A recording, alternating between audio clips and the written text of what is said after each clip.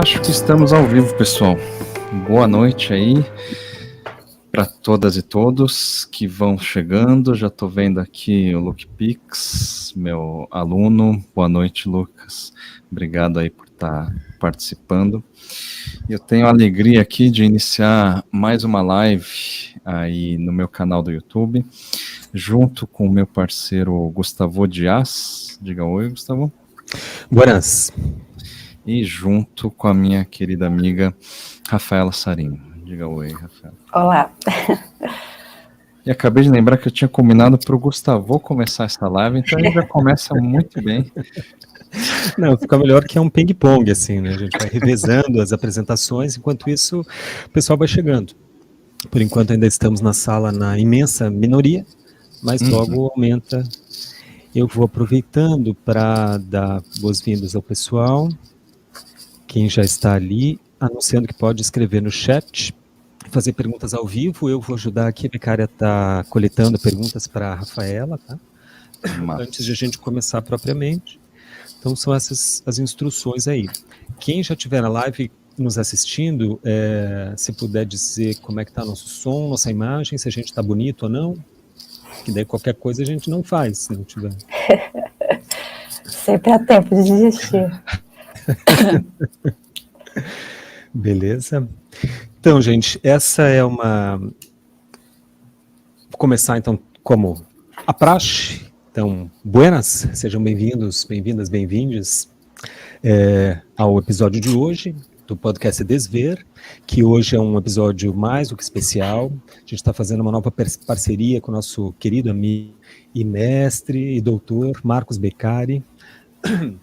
O Beccari que já esteve aqui no podcast mais de uma vez com a gente, que está sempre nos auxiliando e a quem a gente sempre segue também, né, que está sempre nos atualizando esteticamente e ao qual o podcast Desver está sempre se referindo e se referenciando.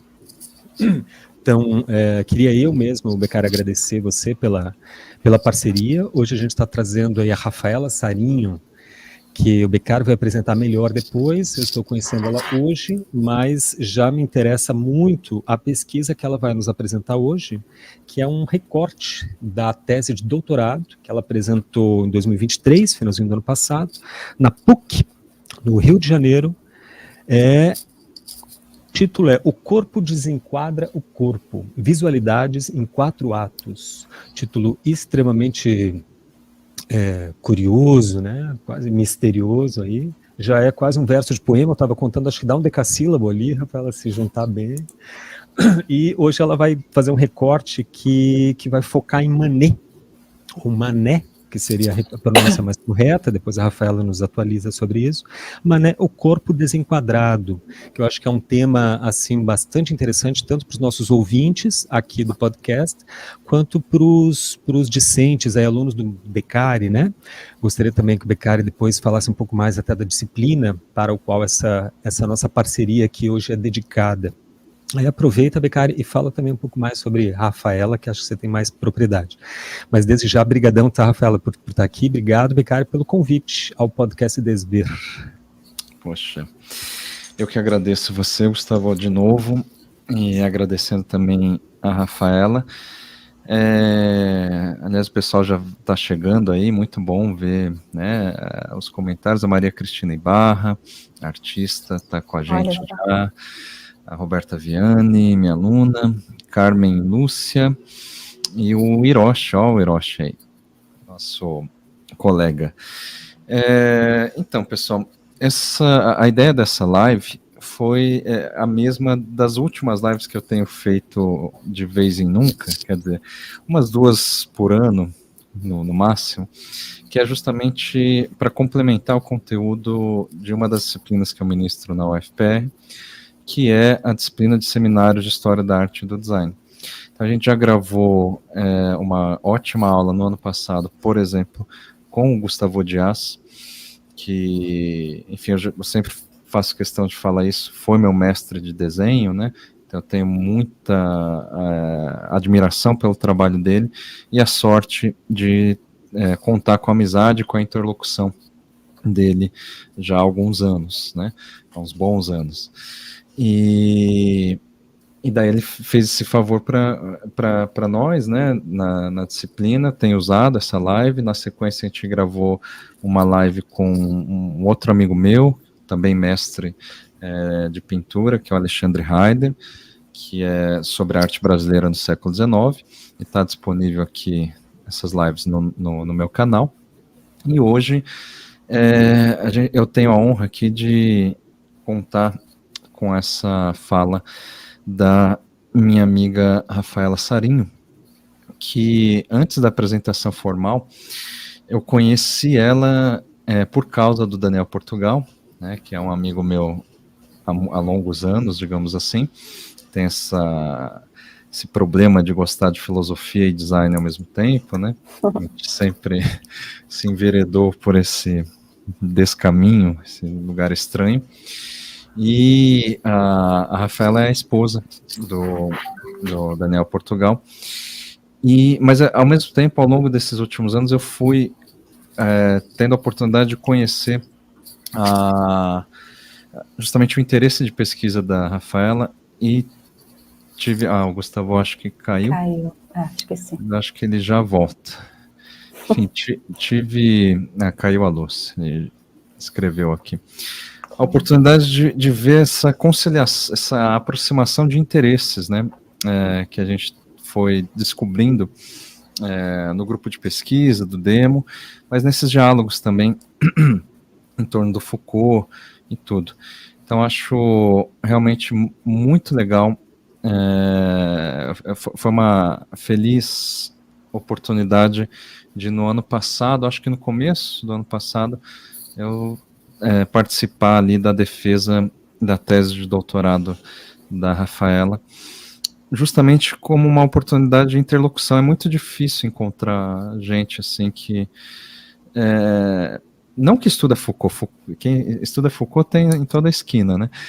Mas que tem esse interesse de pensar por meio do Foucault sobre artes visuais, sobre o design. E a Rafaela é uma dessas raras pessoas que faz isso com muita qualidade, né? Bom, só para cumprir assim com a apresentação mais formal e necessária, né? A Rafaela Sarinho é doutora em design pela PUC do Rio, onde ela foi contemplada com a bolsa FAPER de nota 10, né, que é uma baita de uma bolsa, e também fez o mestrado na PUC do Rio, com bolsa do CNPq. Fez pós-graduação em comunicação e imagem pela PUC do Rio, e se graduou em design pela Federal de Pernambuco, a UFPE, né? Ela foi recentemente pesquisadora visitante na Universidade de Copenhague, né, no departamento de Visual Studies, e integra e colabora com uma série de laboratórios de pesquisa, né, como o LINDA, da PUC do Rio, que é o Laboratório Interdisciplinar em Natureza, Design e Arte. É membro também do Corpo Freudiano de Psicanálise do Rio de Janeiro. Isso aí. Legal. Tem colaborado com o Grupo Barthes, da PUC do Rio, que é eu conheço mais a Denise, uma baita professora, pesquisadora, e com o nosso laboratório Demo, né, da ESD, na UERJ. Ela foi premiada, né, também em algumas agremiações, digamos assim, do design gráfico. O Gustavo voltou, como pelo Brasil Design Award e a Bienal do Design Gráfico da ADG, né? Então você vê que ela não é só pesquisadora, é uma baita de uma designer. Eu digo isso até sabendo que um desses prêmios, se eu não me engano, foi de um livro meu, né? Que a Rafa isso aí. Fez o projeto gráfico. Ajudei aí, né? São muitas mãos. O mérito principal certamente da Rafa. E no âmbito da pesquisa, ela tem contribuído com os estudos destinados a investigar essas potencialidades do pensamento projetivo, né, do design, mas sempre em intercâmbio com o campo artístico e filosófico, né? Então ela tem estudado essas relações entre políticas da visualidade, estudos do discurso e estudos filosóficos em arte e design, tá? Então eu espero que esse seja um resumo, sei lá, à altura, né? E antes ainda de passar a palavra para ela, eu tenho que continuar com o mansplaining, né, que chama, de não deixar ela falar, eu já passo a palavra para ela. Eu quero comentar rapidamente sobre o trabalho, que é esse que o Gustavo mencionou, O Corpo Desenquadra o Corpo, que foi orientado pelo Cadu, né, o professor Carlos Eduardo Félix da Costa. É um trabalho que me parece nada menos que brilhante. Ali a Rafa traça uma espécie de genealogia, no melhor sentido Foucaultiano, em torno da constituição do corpo enquanto objeto, talvez, ou até eu diria melhor, a Rafa toma o corpo como um espaço no qual a história pode ser articulada, porque é sempre no corpo em que os saberes e poderes se inscrevem com maior frequência, né? E nunca sem resistências ou ambiguidades, visto que o corpo não é um vácuo a ser meramente preenchido, mas um território movediço e que justamente quando conquista certa mobilidade dispersiva, e é esse o tema, eu acho, de hoje, são nesses momentos que ele mais precisa historicamente ser corrigido, normalizado e domesticado, né? Então, para tratar desse tema na tese, a Rafa analisa uma série de artistas e obras para além do Manet, que é o tema de hoje, né? Que, aliás, é apenas um dos primeiros artistas analisados ali, mas depois ela faz uma análise mais robusta, digamos assim, de Valmor Correia, Nicola Constantino, Regina Parra e Márcia Falcão, pelo que eu lembro, né? Sim. Em termos metodológicos, além de partir do Foucault, a Rafa se apoia na correlação que o Jonathan Crary delineia entre a atenção e a desatenção no século XIX, não como instâncias separadas, mas justamente indissociáveis, porque elas conformam, né, um mesmo regime de visualidade. Então, eu vou parar por aqui, senão o mansplaining vai muito além. Agradecendo de novo, Rafa, e vou te passar a palavra. Fique super à vontade e, por favor, me avisa quando você quiser que eu acrescente ali os slides, tá bom? Tá bom, acho que você já pode ir botando, porque aí eu vou falando e não sei quanto tempo demora. Enfim, olá, gente, boa noite a todos, né, todes. É um prazer estar aqui com vocês. Eu fiquei muito feliz com o convite aí dos meninos para falar aqui, né, sobre o tema da dispersão, né, que a gente está chamando aqui de um corpo desenquadrado na arte do século XIX. O Marco já me apresentou aí, mas eu queria só afirmar realmente que eu sou, atualmente, né, sou pesquisadora na PUC do Rio, que foi o local onde eu defendi a minha tese, né? Então, nesse trabalho de tese, eu observei algumas representações do corpo com reverberações nas produções artísticas contemporâneas.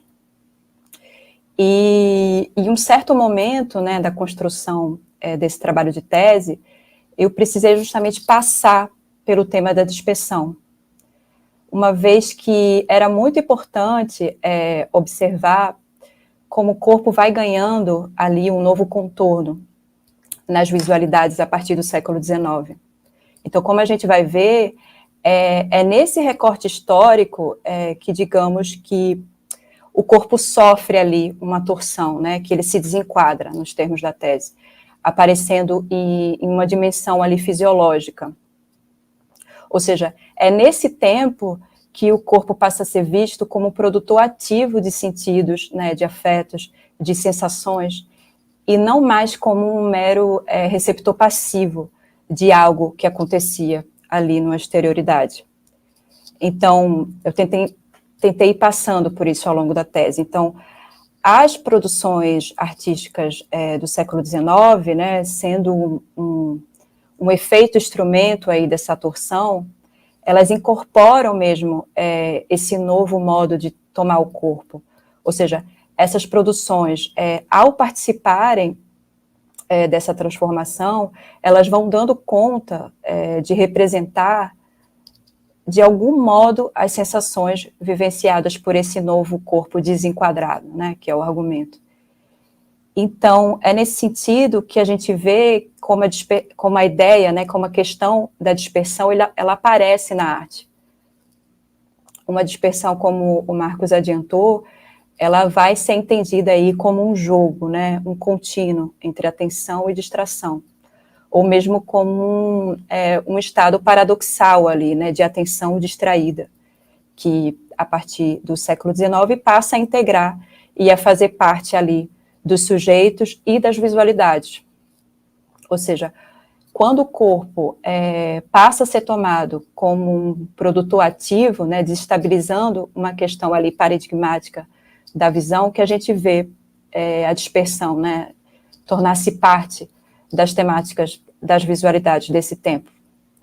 A gente vai ver isso melhor, né, ao longo dessa conversa. Eu vou tentar explorar um pouco esse percurso aqui, mas a ideia é pensar algumas coisas, né. Primeiro, que tradição foi essa, né, que, digamos, foi descontinuada para que uma nova dimensão do corpo entrasse em cena, e como isso ela diz respeito, né, ao novo modo de encarar o sujeito observador em sua corporeidade.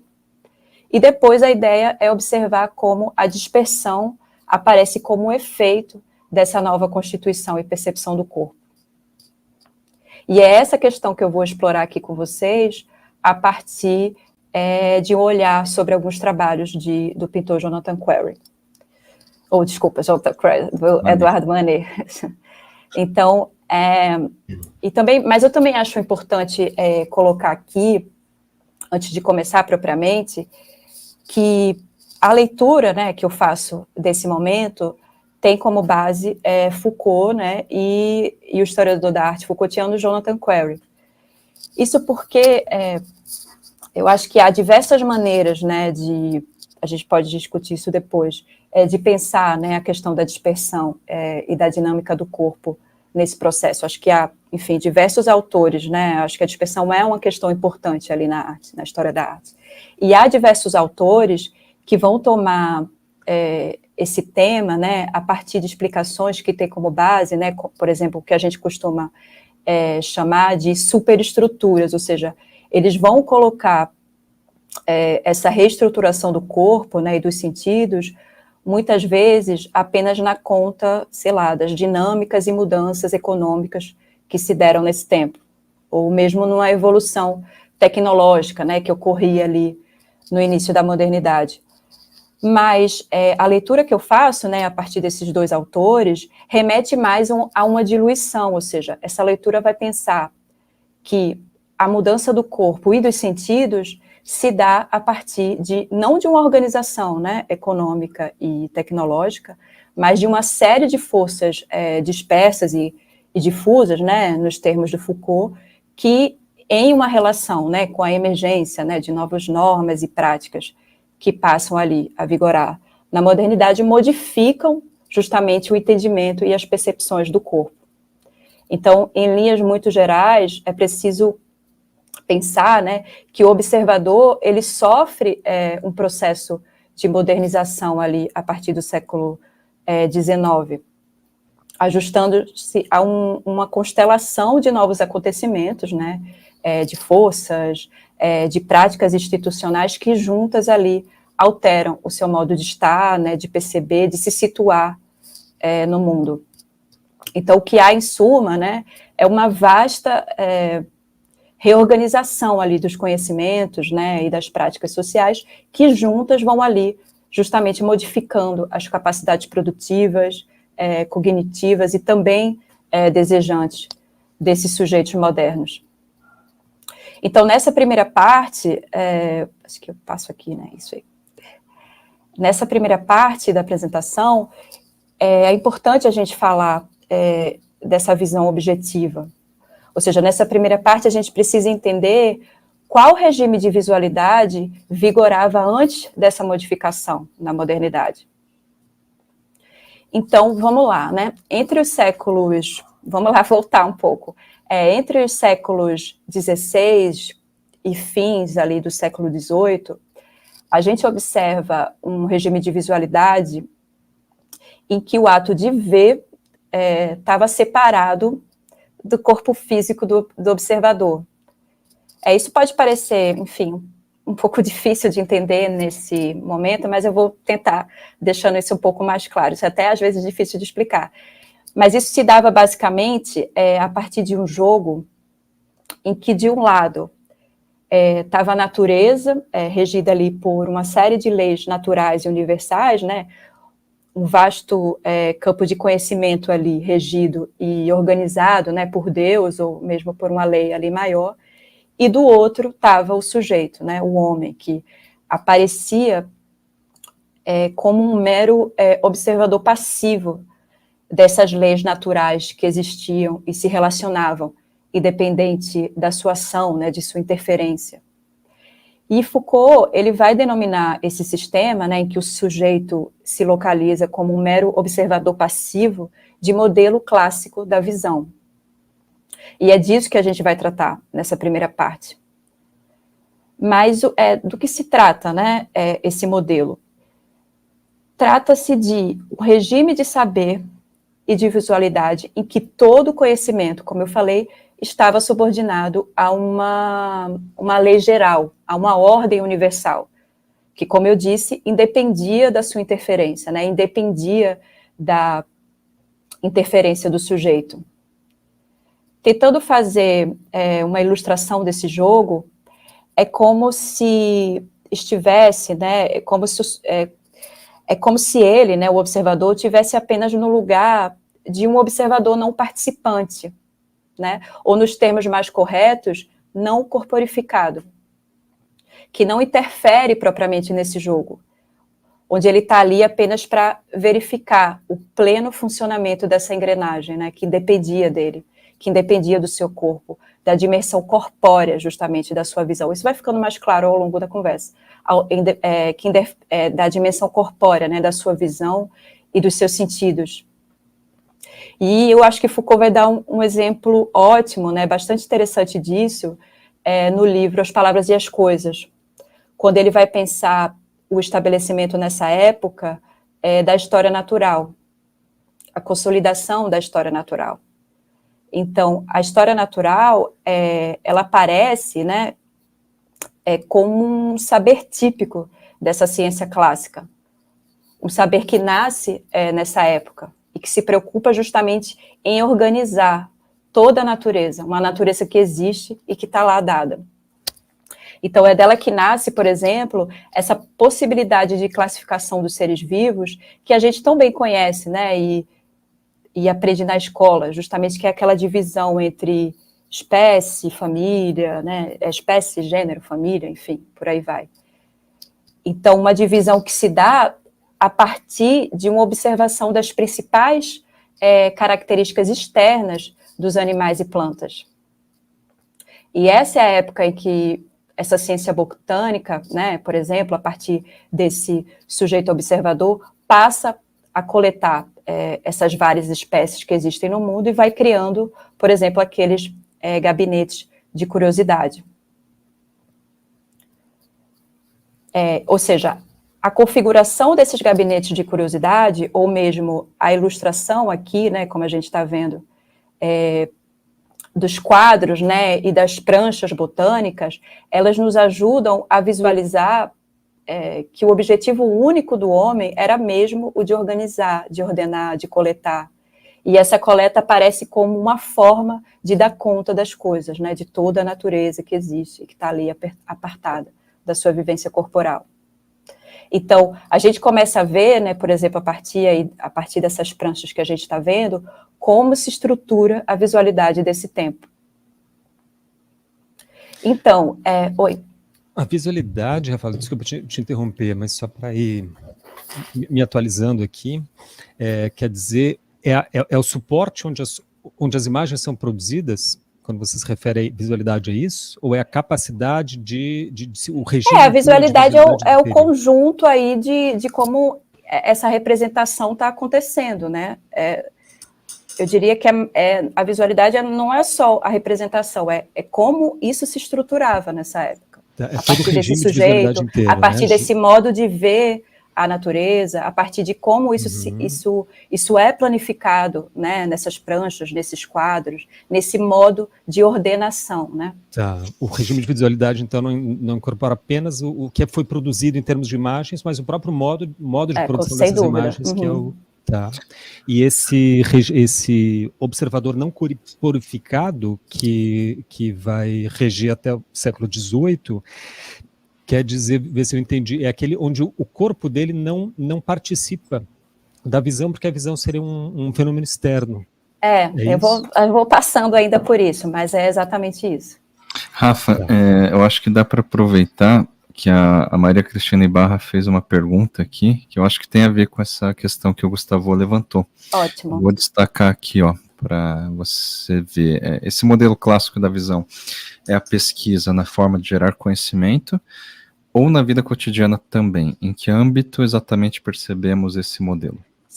Na verdade, é um modo, eu diria que é um modo é uma episteme, né, nos termos de Foucault, ou seja, é um modo de organização do saber. O saber, ele estava pautado nessa descorporificação do corpo, ou seja, nessa forma de olhar o mundo a partir da razão e não pelo corpo.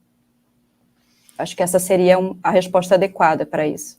Uhum. Ou seja, a lente, porque é tanta coisa que não dá para entrar em tudo, mas a lente desse sujeito é uma lente voltada para a razão, né, para essas leis universais e maiores. Ela não passa pelo corpo, ela não passa pelo corpo que nessa época era entendido como algo que devia ser combatido, né, em detrimento de uma razão.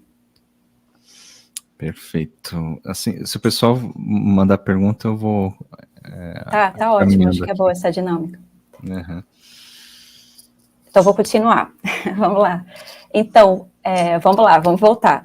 Então, se o conhecimento, ele existe, né, independente da sua ação, do seu corpo, cabe ao homem, e acho que isso vai contemplando todas essas perguntas, executar esses esforços de classificação, né, de nomeação, para dar conta exatamente do conhecimento e que existe, que está lidado no mundo. E aí, desses esforços, nascem esses modos de representar, né, que é uma palavra-chave do modelo clássico, de representação, né, das plantas, dos animais, enfim, dos corpos de interesse dessa época. Então, a representação, deixa eu só passando aqui, a representação, ela aparece como uma prática importante, na medida em que cabe ao homem justamente colocar na linguagem todas essas coisas que existem no mundo, né? Então, ela é pela representação que ele vai fazer isso, ou seja, por meio de uma visão objetiva, que não sofre uma interferência subjetiva e interpretativa do sujeito, que ele passa a traduzir e a planificar essas experiências.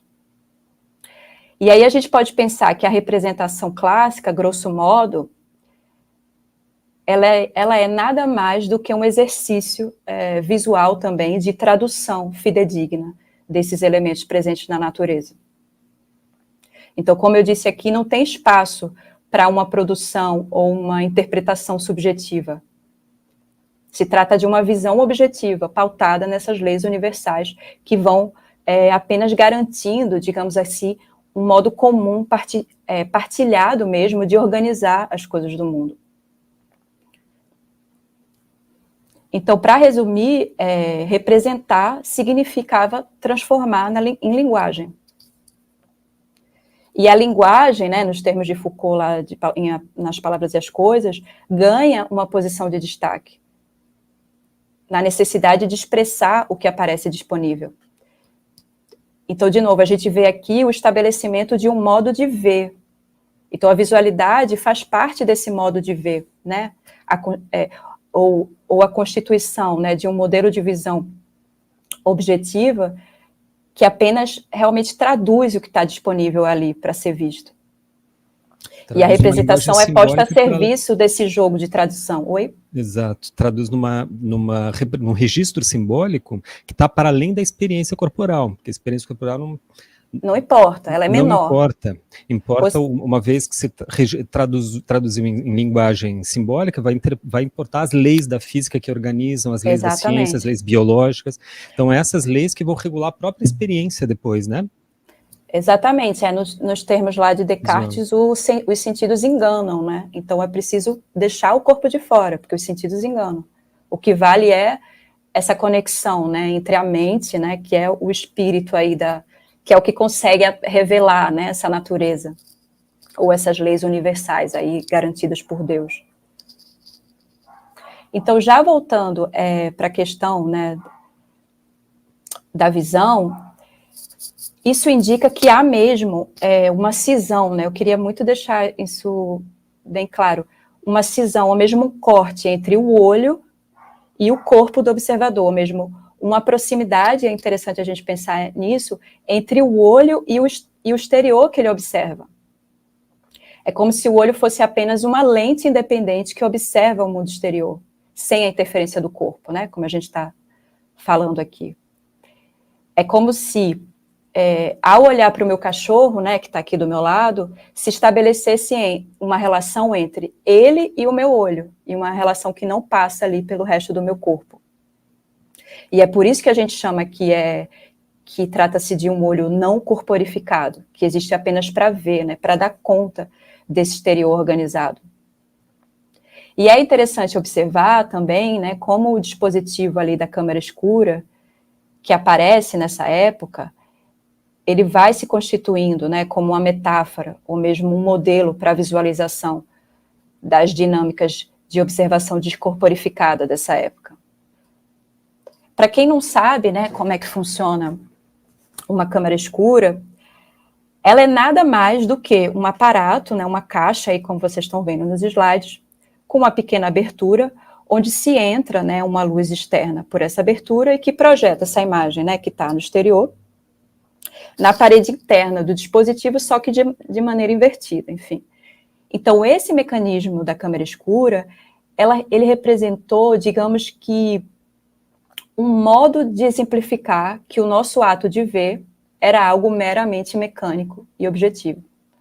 Então, o que se fazia nessa época era mesmo um estabelecimento de uma correspondência entre o mecanismo da câmara escura e o funcionamento do nosso olho. Ou seja, esse dispositivo ele servia para mostrar como a nossa visão não era nada mais do que um processo mecânico, onde como se fosse uma metáfora do olhar, né, Rafa? Ou seja, uma luz exterior, né, que entra no meu olho e que projeta essa imagem exterior dentro aqui da minha caixinha, né, uma caixinha do olho que não passa pelo resto do corpo, porque, de novo, os sentidos enganam. Então, o que a gente consegue observar nessa engrenagem, né, da câmara escura é que havia mesmo essa ideia de uma separação do ato de ver do corpo físico. Fica claro isso? E é desse modo que a gente vai vendo, né, como você falou, que a câmara escura se transforma mesmo em uma metáfora, né, de um modo objetivo de observar do século XVIII. E de um sujeito que apenas via mecanicamente esse espaço ordenado. Um espaço que está ali inalterado, né, pelo seu próprio aparato sensorial e fisiológico. E há também, além, né, da dinâmica presente nos modos de representação, né, na verdade, nas dinâmicas da câmara escura, um modo de representação que é importante a gente falar aqui, mesmo que rapidamente, que se dá pela via da perspectiva, que se constitui também, nesse tempo, como um sistema, né, um código de visualidade importante de representação do espaço uma representação espacial desse tempo. Então, trata-se, enfim, de um desenho, uma pintura, enfim, vocês sabem como é que acontece uma representação, né, que obedece a uma série de regras matemáticas de espacialidade, e que vai ser interpretada nessa época como uma forma, digamos que, correta, ou a única forma possível de representar o espaço ou os objetos tridimensionais sobre um plano. Enfim, talvez vocês, meninos, consigam falar melhor do que eu, né, de todos os pressupostos aí envolvidos na perspectiva, mas eu acho que é importante, acho que é interessante a gente pensar como a perspectiva, ela estava também em pleno acordo com esse modelo clássico de visão. Ou seja, já que o universo é regido por uma lei universal de ordenação, as coisas podiam ser amplamente representadas, desde que obedecesse, desde que seguisse exatamente esse sistema racional, né, guiado por esses princípios da matemática, da geometria, da espacialidade, que era o que representava, né, que era o que fazia parte dessa lei universal. E é assim que a perspectiva se torna um código de visualidade oficial, né, sob o qual se podia decodificar uma cena a ser pintada. E eu gosto muito de um exemplo que o Jonathan Query vai trazer ali no Técnicas do Observador, né, que ele apresenta essa obra aí do Canaletto, de 1755, chamada Praça São Marco, como exemplo disso, né, uma imagem típica de uma visualidade pautada em cálculos matemáticos.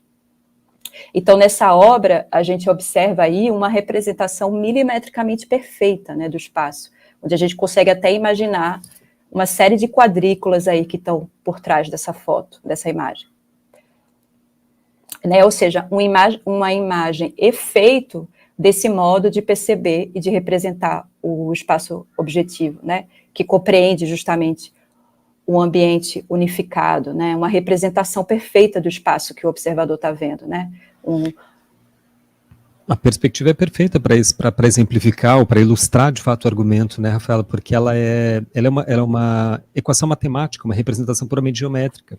Então você pode representar um espaço sem estar vendo esse espaço. Basta que você situe as medidas certas, né, os pontos corretos, pontos de fuga numa linha do horizonte fixa, reproduza as medidas em segmentos de retas, trace as linhas, ele fica um espaço representado. Na imagem anterior que você mostrou, isso está bem claro, porque a gente vê claramente que é uma representação.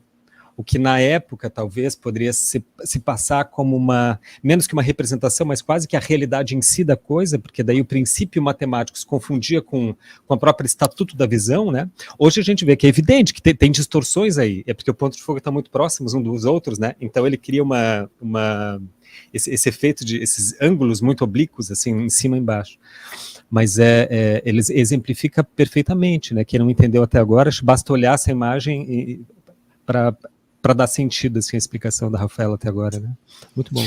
Eu só ia acrescentar muito rapidamente que, para quem tiver curiosidade assim, para entender o contexto do surgimento da perspectiva, tem a live que o Gustavo fez do Renascimento, né? Que a perspectiva ela vai ganhar força ali nesse contexto, então vale a pena dar uma olhada. Mas acho que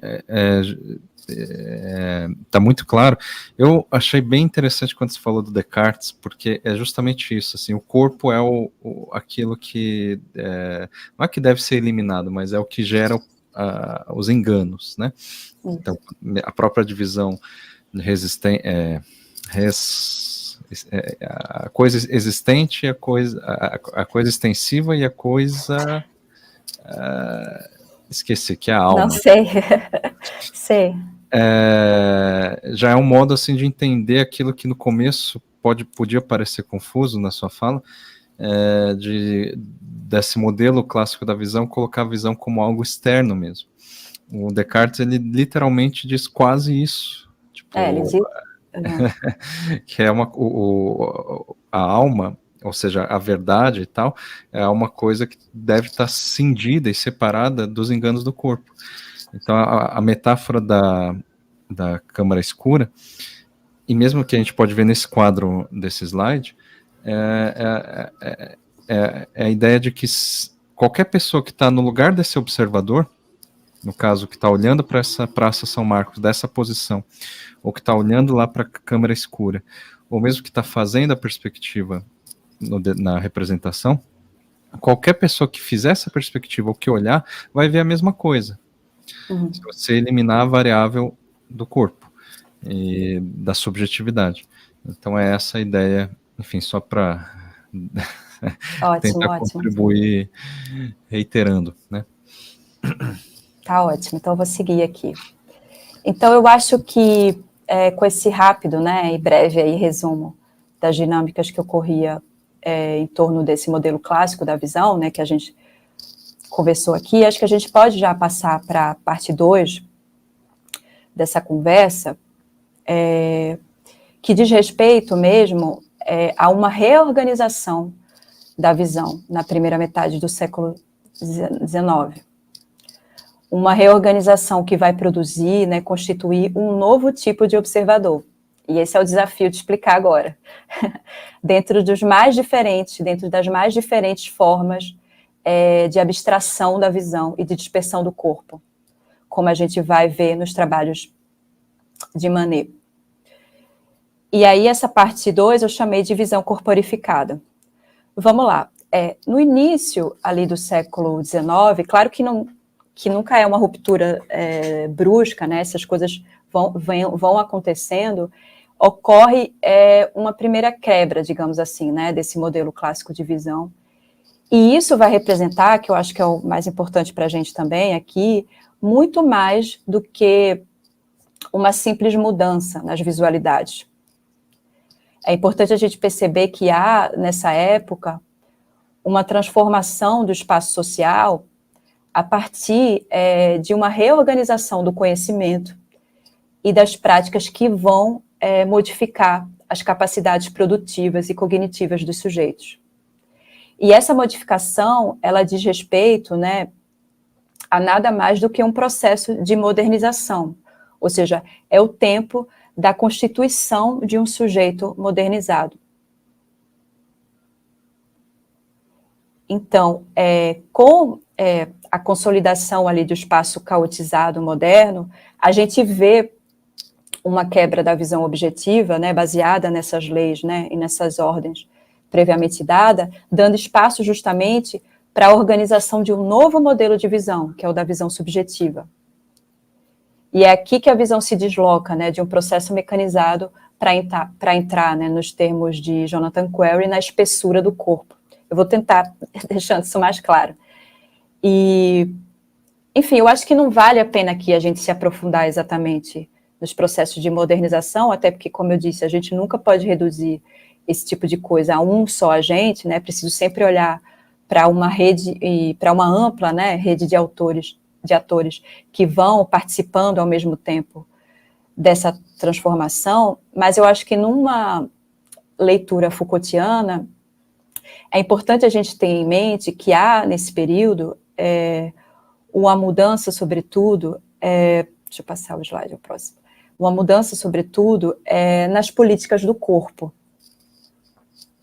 havendo um investimento institucional intenso nos sujeitos modernos, para que eles consigam justamente adequar ou mesmo adaptar suas forças produtivas, né, e suas capacidades produtivas, e também os seus comportamentos, às dinâmicas desse novo processo moderno, as dinâmicas de uma modernização do espaço.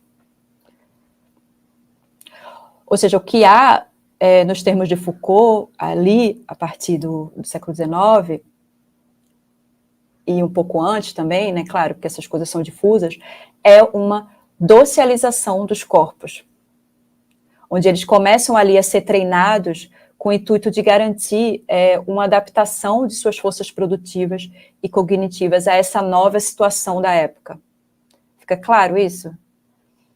Então, essa percepção de que há a possibilidade de treinos adaptativos do sujeito vai revelando, ao mesmo tempo, as condições da sua fisiologia. Ou seja, isso indica que suas capacidades cognitivas, né, e produtivas, elas não eram ou não podiam mais ser entendidas como regidas por uma lei exterior, né? Isso não fazia mais sentido. Esses pressupostos, eles não faziam mais sentido. Mas que essas capacidades, elas eram, na verdade, um produto das condições dos seus corpos. Vamos ver se isso está ficando claro. Então, daqui é que se tem aquela ideia, né, de que quanto mais eu treino o meu corpo, mais eu me produzo com eficiência. Ou seja, é a partir das tecnologias de observação, né, do corpo dos sujeitos, em uma relação sempre com os estímulos daquele espaço moderno em transformação, que vários estudos começam a concluir que a visão, bem como qualquer outro sentido, podem ser treinados, ou seja, o corpo entra na história. na medida em que o sujeito precisa responder produtivamente, né, e cognitivamente aos novos estímulos ali de um espaço modernizado. Então, aqui nascem, né, aqueles primeiros testes, né, experiências com a visão, a partir, por exemplo, daqueles circuitos coloridos, né, onde o sujeito, ao fixar o olho numa dinâmica de pontos, ele observa depois, ao fechar o olho, essa continuidade, né, desse circuito, o que ficou conhecido como aquelas pós-imagens, né, produzidas no interior do corpo. Então, esses testes que passam a ser feitos, né, e elaborados pela ciência da época, vão mostrando que a visão não podia mais funcionar, não fazia mais sentido pensar nos moldes de uma câmera escura, ou seja, não se tratava, na verdade, mais de um sujeito mecanizado, mas sim que a visão ela é um produto da fisiologia do observador. Ou seja, nesse caso, trata-se muito mais, né, de cores em correspondência com a fisiologia, cores que adentram e que se modificam de acordo com o corpo do observador. Então, entende-se agora que é o corpo humano, né, com toda a sua contingência, que gera o espectro de cor. Então, aqui, ele não é mais um observador passivo, ele é um produtor ativo da experiência óptica. Fica claro isso? Então, é nessa esteira que a gente vê, rapidamente, né, se acumular um conhecimento e também uma curiosidade sobre o funcionamento do corpo. Um corpo agora que está ali aberto aos diversos procedimentos de normalização e de disciplinamento. Então, aqui ele é reincorporado, literalmente, então, Rafaela. Reincorporado nos processos de visão. Ele é incorporado, assim? Né? Porque ele não tinha corpo antes. Não tinha sido... Ele estava a visão desencorpada, né? Como vocês dizem. Uhum.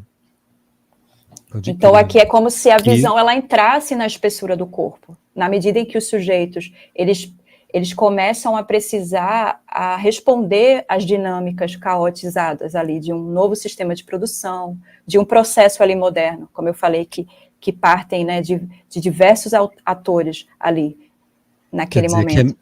Aqui, então, é menos cultural e mais institucional, no sentido de que há uma superestrutura, uma infraestrutura econômica mobilizando esses corpos e resultando nessa incorporação, reincorporação, é isso?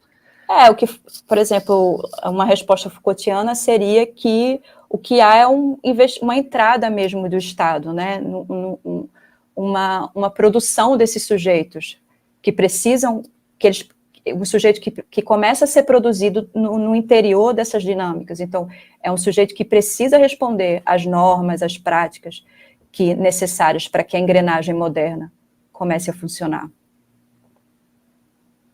Então, aí que tem como eu falei agora, que começa a se acumular um conhecimento, né, e uma curiosidade sobre o corpo.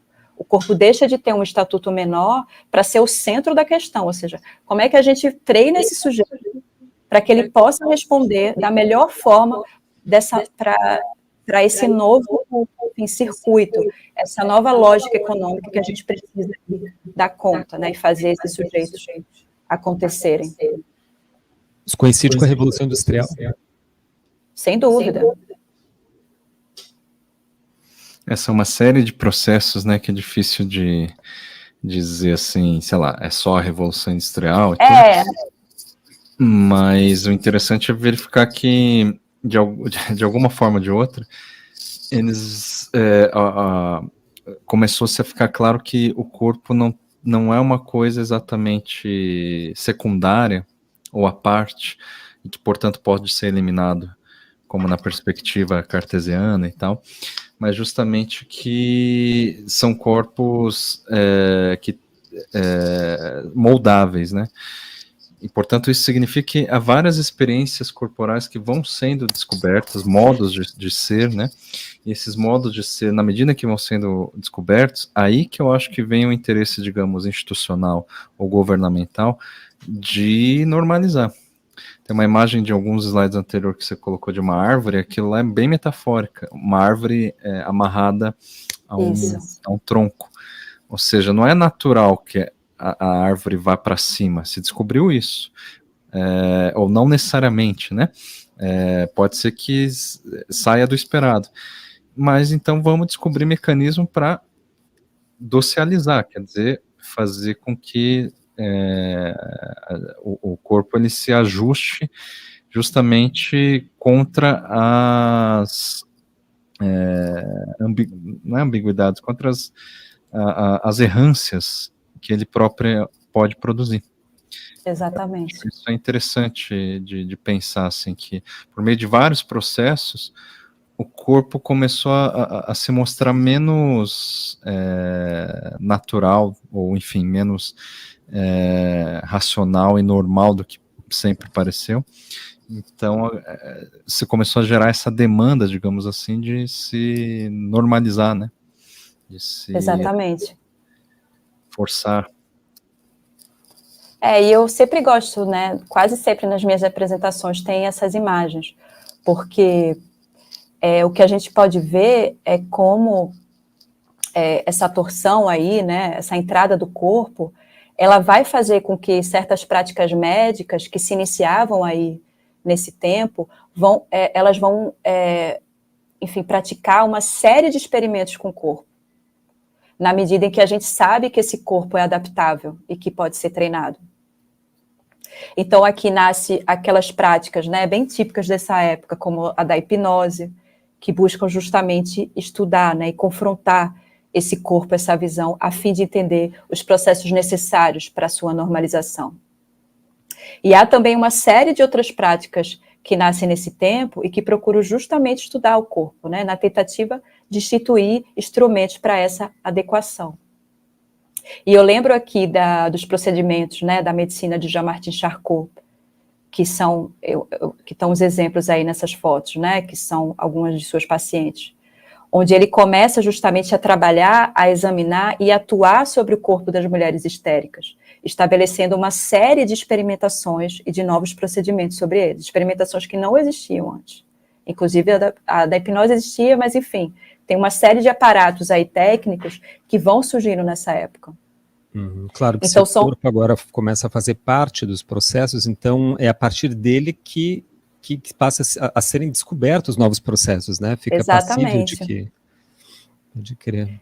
E eu acho que mais do que isso, o que a medicina se confronta, um pouco aí com o que o Marcos falou, é que existem corpos que, ao mesmo tempo que a gente consegue treinar, tem alguns aí que não estão respondendo muito bem, que é o caso das histéricas. Então, a gente vai a todo custo investir nesse corpo. A gente precisa investir nesse corpo para que ele volte e seja normalizado a todo custo. Então, está aí, né, uma dimensão importante da fisiologia do corpo, que passa a fazer parte desse regime de saber, né, e poder dessa época. E aí, essas práticas, né, elas nos ajudam a pensar, né, que esse indivíduo, e essa coisa interessante, ele agora na condição, né, não mais de um observador passivo, mas de um observador ativo corporificado, ele vai se tornando ao mesmo tempo o objeto de interesse da investigação, já que o intuito justamente é treiná-lo, né, e deixá-lo ali apto para as novas dinâmicas, e o sujeito investigador experimentador, que pode ser ilustrado aí nesse slide por Charcot, né, que é esse sujeito aí, com seu saber médico, que está ali manipulando uma série de corpos que são interpretados, né, uma série de corpos histéricos de mulheres, né, que estão ali sendo interpretadas como desviantes por não responderem às normas vigentes. E aí a gente pode pensar que, isso é interessante também, que a visão nesse momento se encontra, digamos que liberada daquelas limitações típicas da representação objetiva matematizada, como a gente viu no modelo anterior, e essa liberação significa um campo aberto para a experimentação, como a gente vê aí no caso da medicina, e para o desenho de novas possibilidades para o corpo, né, ou mesmo para a visão. E aí que a gente começa a perceber, também na visualidade, um processo de desestabilização, já que não fazia mais sentido os pressupostos de uma visão objetiva. Faz sentido. Então, já para, enfim, ir avançando, né, posicionar a percepção na espessura do corpo significa também para a visualidade, né, como eu disse, a liberação da objetividade, e é isso que oferece as condições de possibilidade para uma série de experimentações, principalmente na segunda metade do século XIX. Eu acho que é aí que vem o ponto de virada. E nesse momento é que a gente entra, né, na importância das produções de Eduardo Manet e nos seus desenquadramentos, ou seja, a gente entende que há um desenquadramento nas suas pinturas na medida em que ele não se obriga mais a responder às regras vigentes, por exemplo, nas academias de arte. Regras essas que ainda, em grande medida, eram pautadas ainda por uma lógica ali de representação e da perspectiva. Manet aparece, né, para o Jonathan Quarry como um exemplo dessa liberação. E é claro que, enfim, eu acho importante colocar isso, que Manet não é exatamente o único, né, artista que consegue traduzir essa passagem. É claro que existe um movimento aí, um sentido.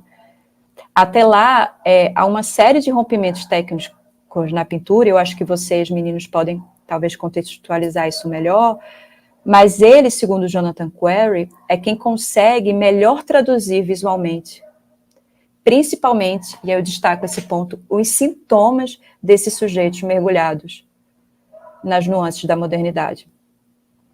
Então, Quarry vai chamar a atenção como Manet consegue, talvez como ninguém, apesar de ter um monte de artista que está ali produzindo uma visualidade não objetivada, como ele consegue constituir uma visualidade onde o corpo, ou melhor, a visão corporificada desse modo, a visão corporificada desse corpo, está reagindo aos estímulos desse tempo. E essa reação é agora parte importante da experiência moderna. Não, ele é muito preciso, eu acho, em pegar o Manet, porque, em geral, na história da arte, dentro, sei lá, às vezes, na própria academia, sempre Cézanne é tido como pai da arte moderna. O próprio Picasso vai dizer explicitamente, né, Cézanne é o pai de todos nós. Mas acho que essa paternidade deve ser atribuída ao Manet, ou Manet, né? Porque acho que a virtude do Manet é ser um daqueles que conseguem enunciar e fazer. Essa é a virtude, que ele não só fazia, mas enunciava. Tem uma frase dele que eu me deparei esses tempos, que é assim, achei incrível. Isso é do Manet, né? A visão deve ser, o olho deve esquecer tudo que viu, as mãos devem agir segundo sua própria vontade, alheias ao treinamento anterior. Mais ou menos assim. Não, absolutamente, está enunciado o movimento moderno. Né? Os olhos devem esquecer o que viram, ou seja, está rompido o acordo mimético entre experiência física do mundo e representação. As mãos devem seguir a própria vontade, quer dizer, está aberto para os experimentalismos do expressionismo, do impressionismo, etc. E o pintor começa a ser mobilizado pelos seus desejos, suas fantasias, etc. Né? E as mãos devem se esquecer do treinamento anterior, quer dizer, ainda sobrou para uma alfinetada para o academicismo, né? Que ele diz, não, até então a arte é treinamento de mãos, a mão deve esquecer-se disso para criar novos movimentos. Acho que o Manet é o cara, de fato, que melhor identifica essa transformação. A gente vê não só, como eu disse, nas produções dele, mas no que ele fala, né? Na sua própria capacidade de enunciação do movimento. Eu lembro quando eu estava pesquisando sobre isso, né, para a tese, eu me deparei com um podcast do Metropolitan, sabe, do Matt Museum, onde eles colocavam, por exemplo, isso é curioso, a gente pode pensar isso aqui, o único pintor que eles colocavam em pé de igualdade ao Manet era o Degas. Inclusive tem uma série tem uma exposição que foi justamente a que eles realizaram, que era Manet e Degas, onde eles colocavam os dois como os pintores que conseguiam justamente, eu lembro do podcast, que eles conseguiam justamente colocar esse sujeito de um novo modo nas visualidades. E eram muito amigos, muito próximos, inclusive. E é engraçado, porque no podcast eles contam um pouco dessa curiosidade, depois eu posso colocar o link aqui, da amizade deles, que, enfim, eles brigavam, enfim, um desdenhava o outro, eu não me lembro exatamente quem, mas tinha uma relação importante ali entre os dois. Rafa, tem mais uma pergunta aqui. do Luke Pix. Ele pergunta qual era a reação dos contemporâneos de Manet sobre sua arte. Ele teve uma boa aceitação a princípio. Eu vou chegar lá, mas já o spoiler não. E o que eu acho que é o que torna isso mais interessante, né, no Manet. Sim. Deixa eu só então acrescentar rapidamente assim que o interessante, me parece, é que o Crary, nas suspensões da percepção, né, ele elege 3 artistas, que é o Manet, porque ele faz um recorte assim, década de 70, 80 e 90 do século XIX. Então, Manet seria o primeiro aí da década de 70, como você disse, o título mesmo do capítulo do Manet é A Liberação da Visão, ó, se eu não me engano é isso. Sim. E daí depois ele vai para o Seurat, ou Seurat, não sei como se pronuncia, e depois no Cézanne. Acho interessante que ele não menciona o Degas, nem... Qual outro que alguém mencionou, que vocês mencionaram? Enfim, ele não menciona nem o Degas, nem qualquer outro impressionista ou pós-impressionista, ele elege esses 3. Mas o que eu acho interessante não é exatamente a escolha, porque obviamente, assim, também não é totalmente aleatória, mas a abordagem do Crary se opõe, em larga medida, a uma abordagem meio canônica, ou meio heroicizante, assim, de eleger, sei lá, alguns artistas como gênios ou como grandes responsáveis por, sei lá, iluminar um novo modo de ver o mundo, ou qualquer coisa assim. Eu acho interessante ver como, assim, em vez do Manet, por exemplo, ser um agente que vai lá e revela para as pessoas esse modo de ver, do ponto de vista do Crary, é como se ele fosse mais uma antena, digamos assim, que simplesmente consegue expressar, primeiro captar, reunir, e depois expressar da melhor maneira uma visualidade que já estava ali, de alguma forma, se formando. Então, quando ele pensa ali numa história da observação ou da visualidade, do observador da visualidade, você vê que não é a preocupação dele a história dos artistas, né? É justamente eleger os artistas como aqueles que conseguem de alguma forma expressar algo que está para além deles, né? Isso, perfeito. Visão, aliás, digamos, materialista da história, que deveria ser o modelo, né? Porque se a gente for analisar as vidas desses artistas, a gente encontra perfeitamente as condições que tornaram possível que em algum momento eles se tornassem essas antenas da raça, para usar a expressão do Ezra Pound, né? Que os artistas são as antenas da raça e tal. O Manet, por exemplo, ele viveu essa metade do século XIX na França, tinha uma mania de cultura espanhola, de identificação da cultura espanhola. Então amava-se tudo que era da Espanha por conta das conquistas de Napoleão no começo do século, né, na Espanha, e depois acho que a esposa do Napoleão III, do imperador, era espanhola também, então era uma moda. O Manet fez várias telas e entrou em vários salões, assim, só copiando a moda, né? Mas isso botou Manet em contato, por exemplo, com Velázquez e Goya. Ele era um grande fã, né, do Velázquez. Que inclusive tem relações evidentes, né, Rafaela? No trabalho de ambos é impressionante. Isso. Como o Manet faz um Ctrl-Chups, Ctrl-Cuspe. Ele o tocador de flautas ali, né? E quer dizer, eram artistas realistas nas suas épocas. Velázquez e Goya no século XVII era um realismo ali um pouco anacrônico, mas é por realismo. Quer dizer, o fato disso ter influenciado Manet fez com que ele talvez ficasse muito mais sensível a essas novas instâncias da visão e transformações do momento, etc. Quer dizer, não é um brilhantismo mágico de genialidade, né? É simplesmente alguém que estava atento ao tempo, né? E precisamente na hora certa, no lugar certo. Isso, perfeito. Ótimo. Então, acho que a gente já contextualizou, né, um pouco o Manet, mas é importante a gente pensar que ele tem as suas principais obras, ou pelo menos as obras que vão se tornar mais conhecidas a partir ali de 1860 em diante.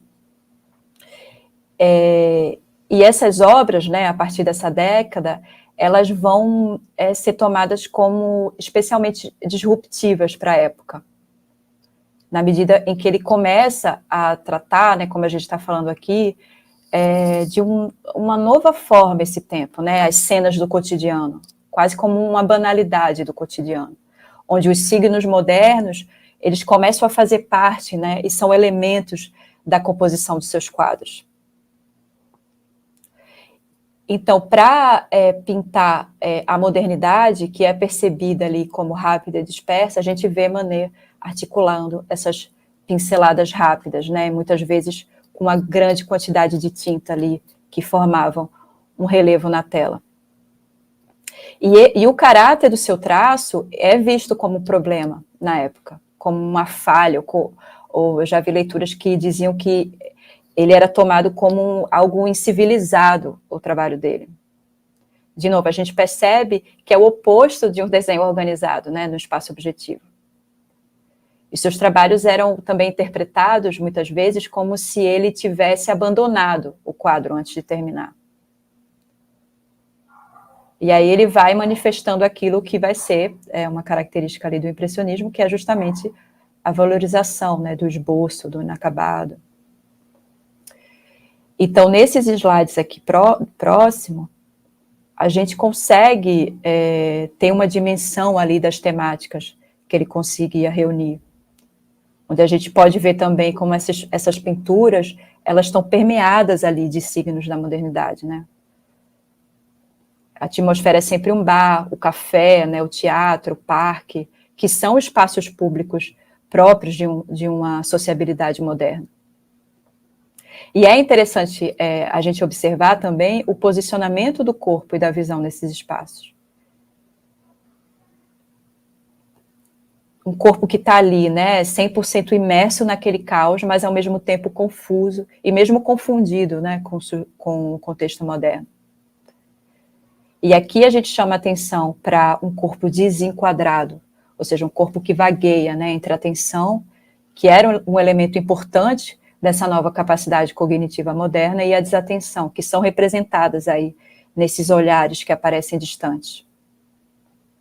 E olha só, a gente vê aqui nesses quadros, por exemplo, a representação de um homem aqui, né, na esquerda, que comete um suicídio, né, com a arma na mão. A gente pode ver também o contexto aí no centro de um bar, né, de uma realidade boêmia, né, onde um casal, esse de baixo, parece ter pausado a conversa para pensar ou mesmo observar o contexto daquele espaço. Tem o outro casal ali. É um casal contemporâneo, cada um no seu celular, né? Exatamente. É a mesma atmosfera. E uma moça descolada ali atrás tomando sua cerveja. E aí tem um casal ali também que está flertando ali no café, né? Sendo observado ali por um voyeur, né? Por um observador externo. É interessante pensar isso. Também um grupo ali no parque. Nesse próximo slide, eu acho que a gente confirma um pouco, né, as questões do slide passado, onde nessas obras a gente vê também um contexto modernizado, né, uma casa típica dessa época, ou mesmo um olhar apartado da situação. Então, em Manet, esses sujeitos, a gente vai ver isso ainda mais, são quase sempre representados como se estivessem em um estado ambíguo, difuso. Então, seus olhares podem ser pensados como se eles não tivessem mesmo em um estado de atenção plena, né? Como o caso dessa moça aqui no centro, que ela está com um olhar ali meio de solidão, também parece um pouco exausta, ou algo assim. Mas eu gosto especialmente desse slide aqui, né? Dessas três personagens, porque eu acho que elas nos levam a pensar uma outra coisa que é importante, que a gente não falou aqui, quando a gente fala do trabalho de Manet, que é a ideia de um protagonismo, de um novo, né, protagonismo feminino. Isso justifica porque tantas pesquisadoras de arte, né, e eu me incluo, vão tomar o trabalho de Manet para pensar o contexto moderno para as mulheres, que diz respeito justamente a uma outra maneira de representar e de perceber o feminino. Como a gente consegue observar aqui, né? Justamente, tem um deslocamento de uma certa teatralidade que era comum quando se representava as mulheres na época. as mulheres, desde então, quando elas eram, né, representadas, elas tinham sempre uma carga ali mitológica, ou o corpo que estava ali servido para uma grande narrativa exterior. E o que Manet faz justamente é inserir esses corpos vivos, né, no ambiente moderno, onde elas estão ali quase que a serviço delas mesmas, de suas próprias narrativas e subjetividades. Então, nesse quadro, a gente vê aqui, por exemplo, da direita, que tem uma mulher fumando, aparecendo em uma dimensão aí mais subjetiva, como se ela estivesse mesmo elaborando sobre alguma questão ali que toma ela internamente. Ou essa personagem aqui da esquerda, né, que parece ter interrompido uma leitura por causa de um barulho aí, que a gente intui pela fumaça, né, ao fundo da tela, que pode indicar que um trem ali teria passado, e por isso ela interrompe a leitura que ela está fazendo. Então, o que Manet faz é colocar no centro dessas pinturas essa nova mulher moderna. Ou mesmo ele começa a dar uma relevância a uma certa subjetividade dessas mulheres. Então, esse acho que é uma das partes importantes para se pensar o Manet. E o Foucault, ele tem um texto legal, né, como curiosidade, onde ele analisa aqui, né, essa imagem dessa mulher na estação de trem, onde ele vai questionar justamente que subjetividade é essa, e que atenção é essa plasmada dessa personagem, que encontra, né, que se confronta, na verdade, com o ruído de uma estação do trem. O nome do texto, se eu não me engano, é Manet e o objeto da pintura, ou algo assim, eu posso passar a referência depois.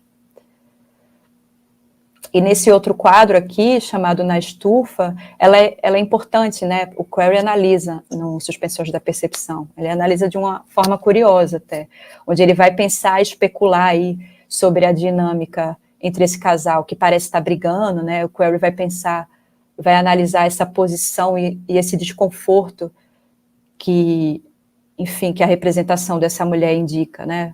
Ele vai pensar que se trata, enfim, de dois amantes que estão ali se encontrando escondidos. É interessante essa leitura. Mas há especificamente 4 pinturas que eu acho que vale a pena a gente se deter melhor aqui. Algumas delas são especialmente polêmicas, né, por confrontarem mais fortemente esses pressupostos, né, de objetividade e de uma outra forma de uma construção da figura da mulher. Enfim, são todos quadros bem famosos. Vou tentar passar aqui por eles, e depois a gente pode começar, né, de novo, a abrir uma discussão que eu acho que tem muita camada aí. O primeiro deles é essa obra, né, que é Olímpia, ou Olâmpia, não sei como é que se pronuncia, de 1883. É uma obra que foi tomada como escândalo à época, justamente porque Manet apresenta um feminino que não tem uma aparência de mitologia.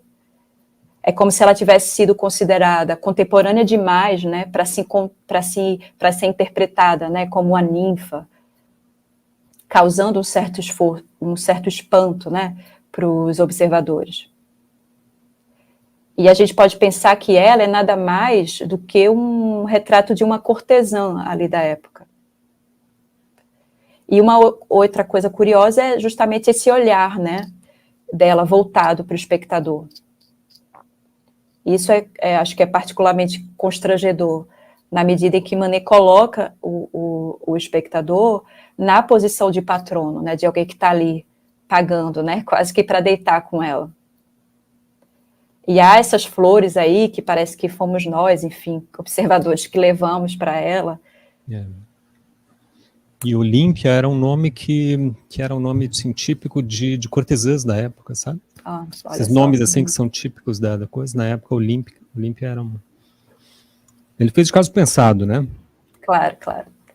E esse aspecto constrangedor, e é esse aspecto constrangedor que faz, justamente já respondendo aí a pergunta, que faz com que Manet fique de fora, né, do salão oficial de Paris da época, onde ele vai integrar justamente os chamados Salão dos Recusados, que era um salão, digamos que extraoficial, onde aqueles artistas que não tinham sido aceitos no salão oficial tinham a oportunidade de expor seus trabalhos. Então, esse é o contexto de exposição dessa obra na época.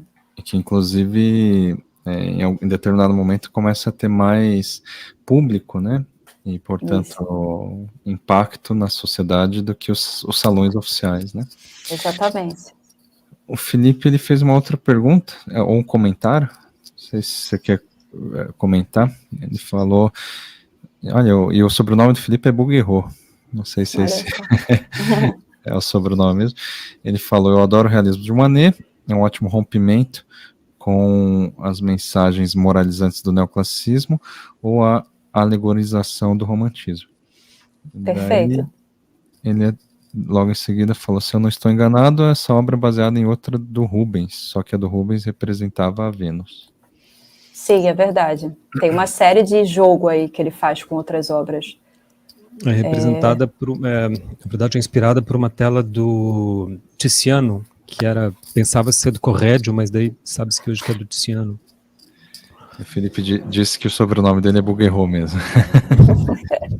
Legal. Mas só complementando, eu acho que era o artista na época, inclusive, isso. Desculpa de cortar, que era o grande artista aceito pelos salões, né?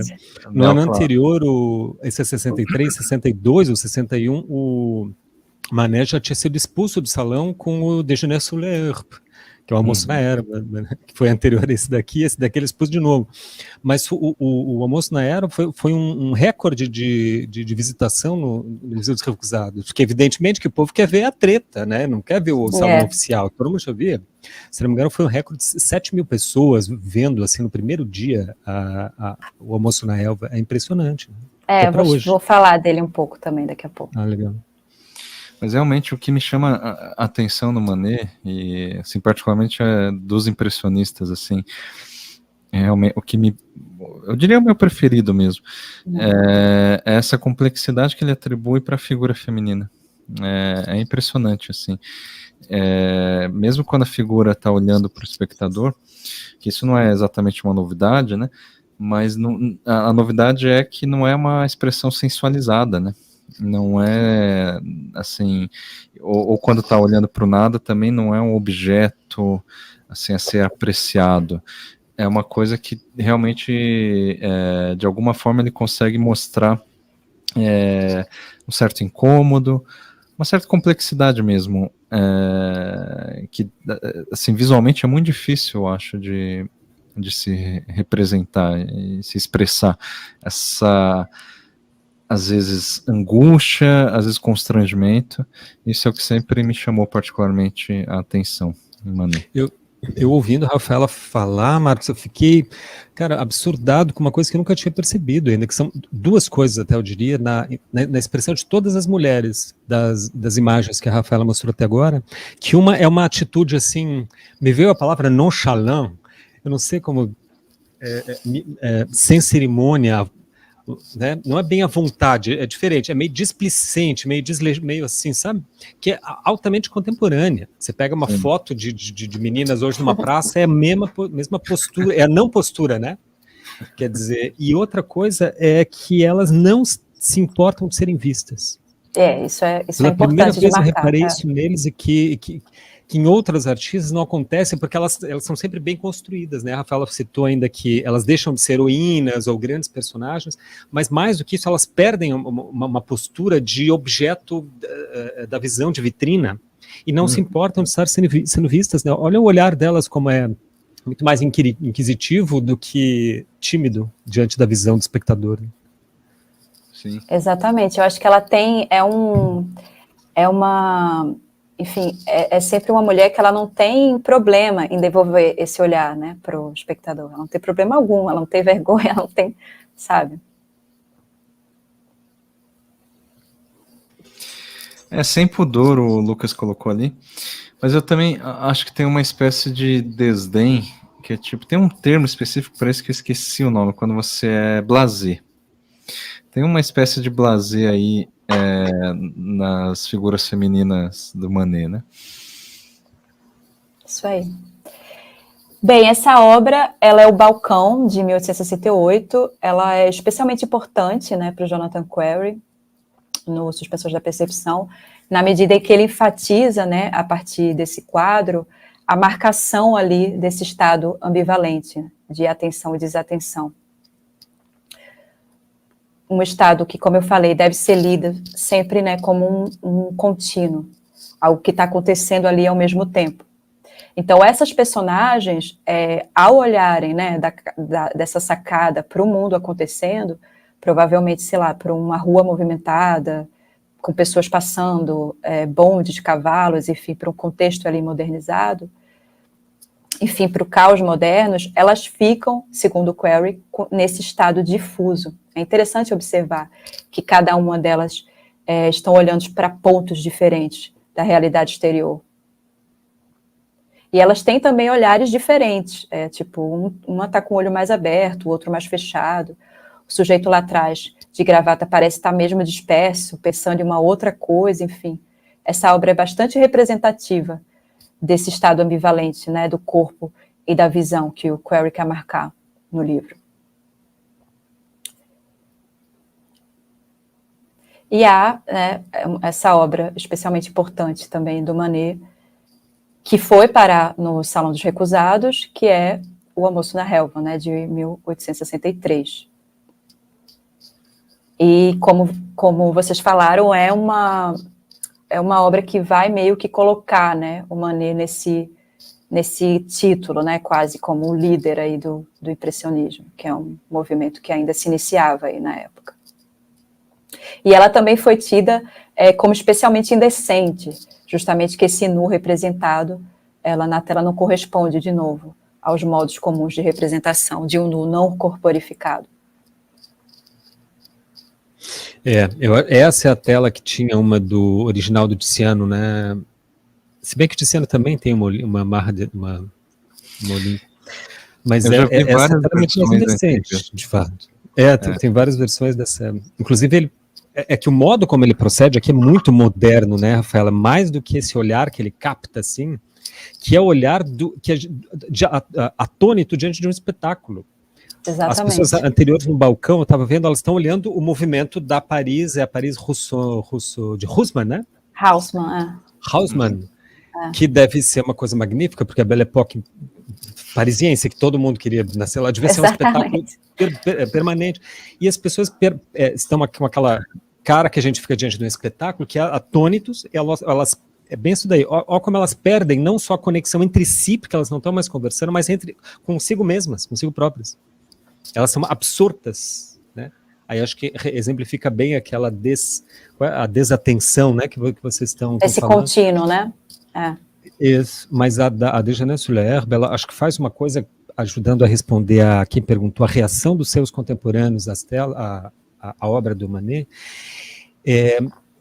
O Manet faz uma coisa que é pouco comentada, até porque ele é uma articulação técnica muito específica, que é a quebra da volumetria clássica.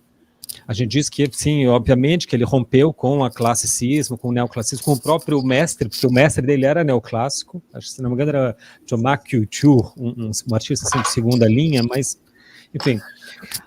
Mas aonde que é essa quebra? Eu acho que tem duas coisas que seria interessante apontar, depois a Rafaela vê se orna ou não com o tema aí. Uma delas é a quebra com a volumetria clássica. A volumetria clássica é como que você sombreia um objeto. Sombrear um objeto dentro de um desenho, de uma pintura, é dar volumetria para ele, é fazer com que ele pareça se for uma bolinha, pareça uma bolinha tridimensional, uma esfera. Então, o classicismo entendia que tinha uma escala de 9 tons, ou seja, 9 gradações tonais para você representar, tornear um objeto, ou especialmente um corpo humano, que era o tema geral da arte, de modo que ele parecesse realista, né?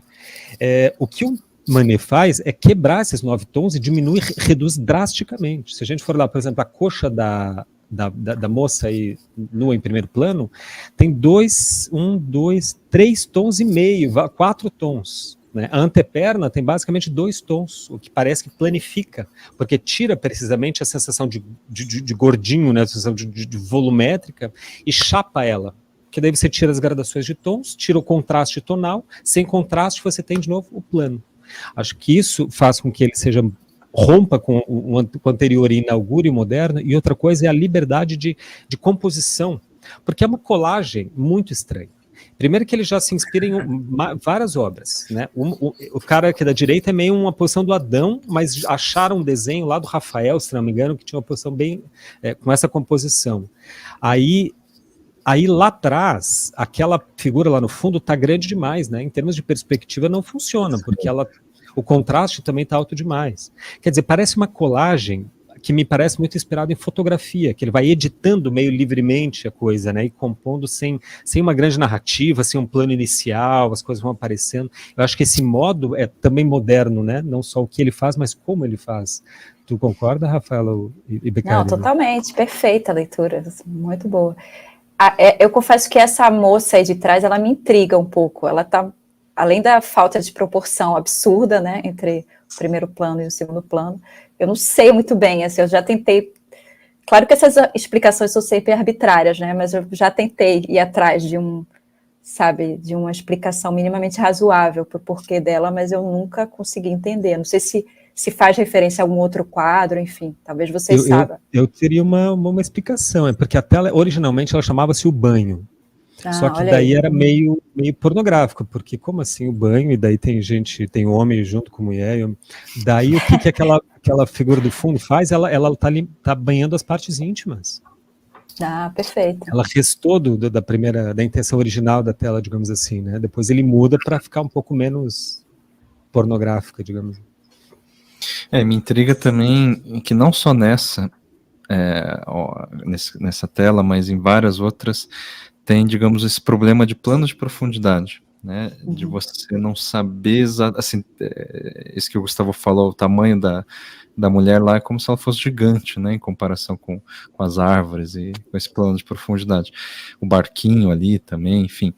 Então, eu sempre fiquei... O próprio Crary, no livro Suspensões, ele comenta isso no caso da estufa, né, isso. Que não tem muito bem esse plano de profundidade. Eu acho que isso é uma característica do Manet, assim.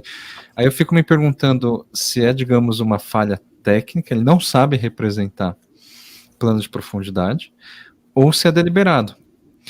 Em todo caso, é uma quebra com a perspectiva, né? Que exatamente. É uma das metáforas ali da visão clássica, né?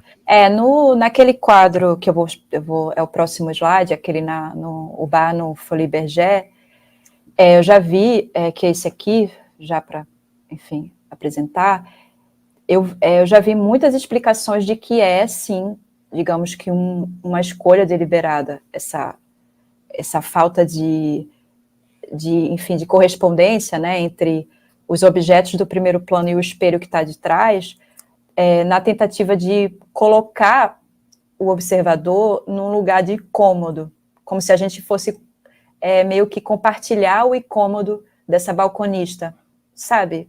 Eu já ouvi essa explicação, eu acho bem interessante. Essa, para mim, é a tela mais impressionante metade desse quarto de século aí. Sem Porque é uma coisa que eu demorei para perceber, é que é o seguinte, ela, por exemplo, está olhando para a gente. Só que não, né? Porque, como tem um espelho atrás dela, a gente vê bem no cantinho, eu acho que não vai dar para ver porque tem o logo do StreamYard bem na frente. Mas bem no extremo canto direito, superior, ali tem um sujeito que deveria estar exatamente onde a gente está olhando para ela. De frente, então, né, para ela. De frente para ela. Então ele cria uma representação de um olho sem corpo, como se ele botasse, sei lá, um drone ali, entendeu? Ele está vendo uma coisa que não é a coisa. E daí, para que a gente veja exatamente como é a moça sendo vista. E olha como ela é tranquila. Eu vejo, pelo menos, a minha interpretação, isso é altamente subjetivo, né? Mas ela parece que está com o mesmo tom blasé, como o Marx disse, das outras. Tipo assim, não se importa de ser vista. Não sei se vocês sentem isso. É como se ele fizesse toda a tela só para mostrar para a gente esse olhar. Como que uma parisiense jovem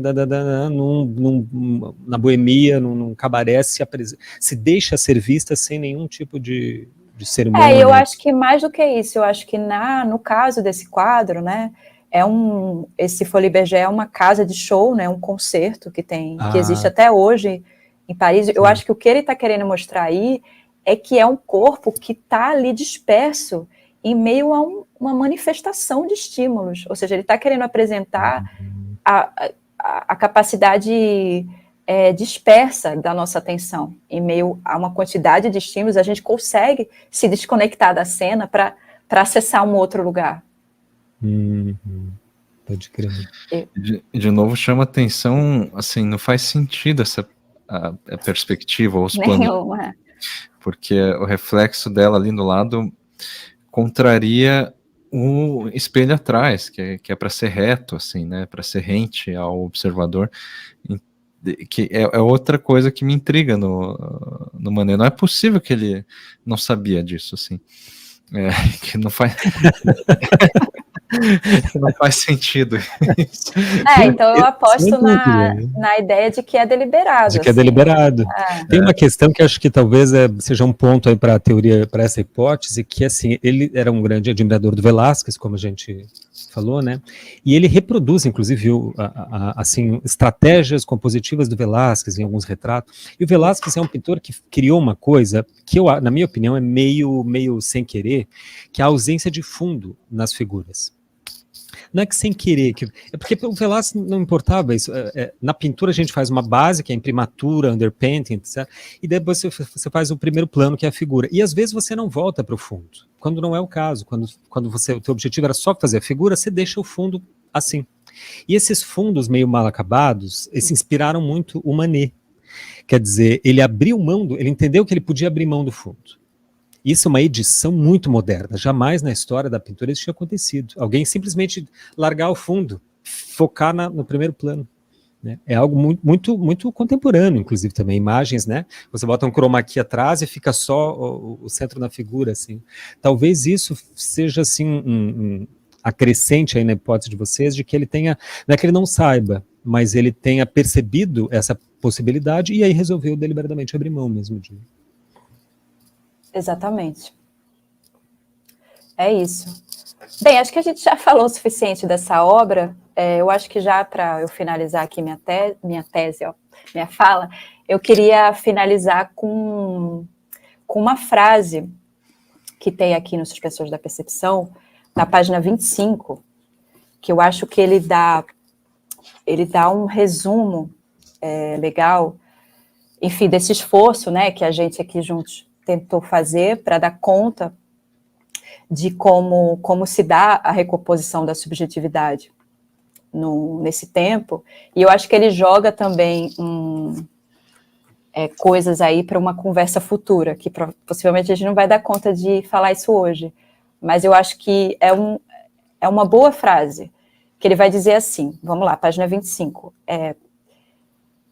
que nossas vidas sejam tão inteiramente uma coxa de retalhos de tais estados desconexos, não é uma condição natural, e sim o produto de uma densa e poderosa recomposição da subjetividade humana no Ocidente ao longo dos últimos 150 anos, né, que foi um esforço que eu tentei mostrar aqui.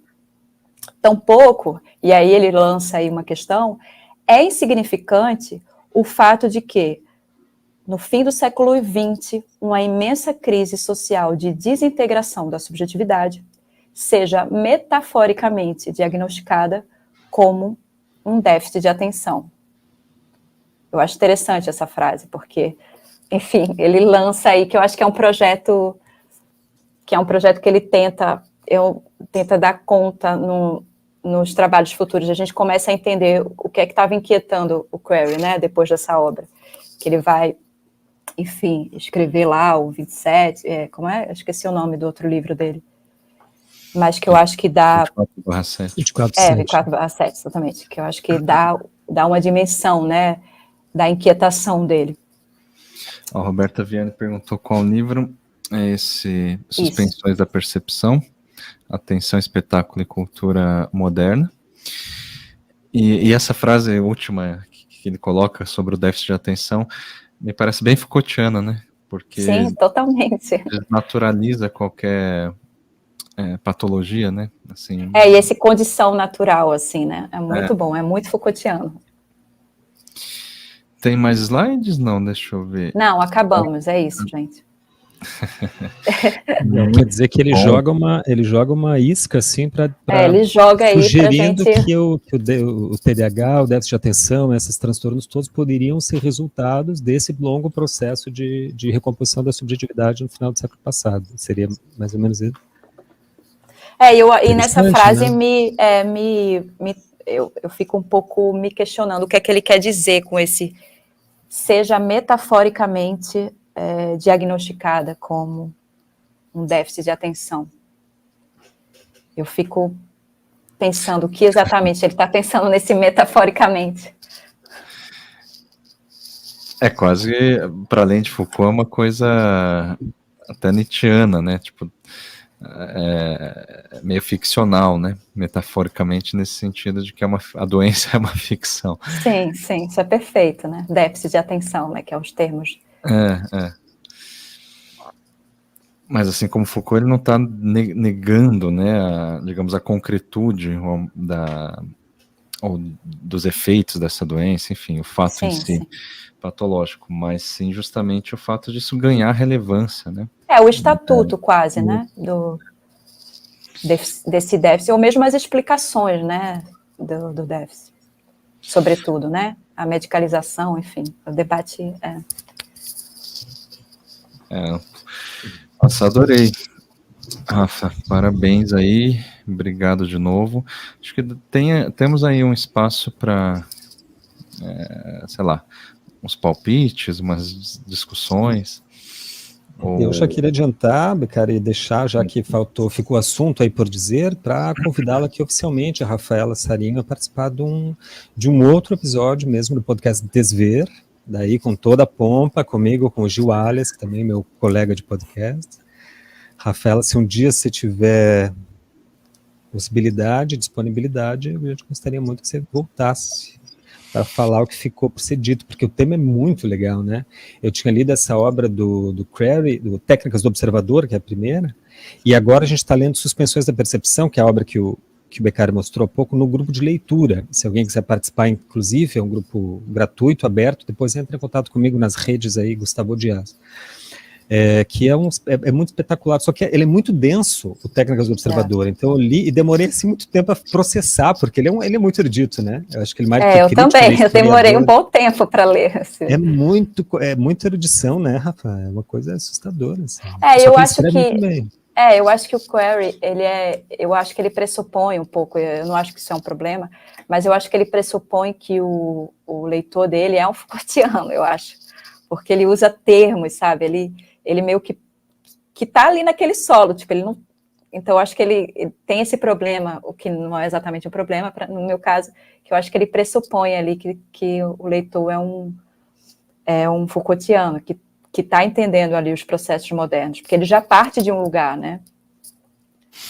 E só com uma sugestão, se for rolar, eu espero que role esse episódio do Desver com a Rafa, né, de novo, que comente mais talvez sobre as obras e artistas contemporâneas que a Rafa analisa com mais detidamente, né, ali ocupando, eu acho que a maior parte da tese, assim, como se fosse depois da fundamentação teórica, é ali exatamente que ela efetivamente defende uma tese. Eu acho que é na análise dessas artistas, né?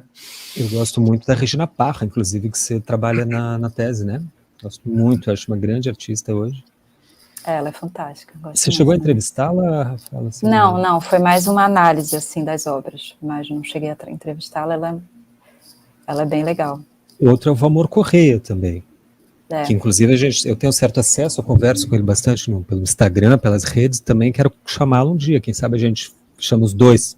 Você entrevistou o Valmor? Não entrevistei ninguém, foi uma análise. Não entrevistei ninguém, eu entrevistei a Márcia Falcão, que é uma outra artista aqui, carioca, que eu fiz uma análise mais baseada também no que ela fala das obras dela, não só numa análise, né, ali daquele espaço visual.